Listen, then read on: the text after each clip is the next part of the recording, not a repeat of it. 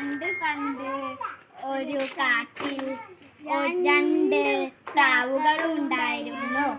ഒന്നിന്റെ പേര് അനിയത്തി പ്രാവും ഒന്നിന്റെ പേര് ചേട്ടത്തി പ്രാവും. ഒരിക്കൽ അവർ പാറി പാറി തീറ്റ തേടി പോയപ്പോൾ നിറയെ പയർമണികൾ അവർ ഒരു സെഞ്ചിയിലാക്കി അവർ അതിലേക്ക് കൊത്തി കൊത്തി ഇട്ടു. പിന്നെ അവർ പറന്നു പോയി അവരുടെ കൂടെത്തി. എന്നിട്ട് അനിയത്തി പ്രാവിനോട് പറഞ്ഞു, അത് ഞാൻ വരുമ്പത്തിന് വറുത്തു വെക്കുക. അപ്പോൾ അനിയത്തി പ്രാവ് പറഞ്ഞു, ഓ ശരി, ഞാൻ വറുത്തു വെക്കാം, ഒന്നുപോലും നീ തിന്നരുത് എന്ന് പറഞ്ഞ് ചേട്ടത്തി പ്രാവ് കുറച്ചും കൂടി പയർമണികൾ എടുക്കാൻ പോയി.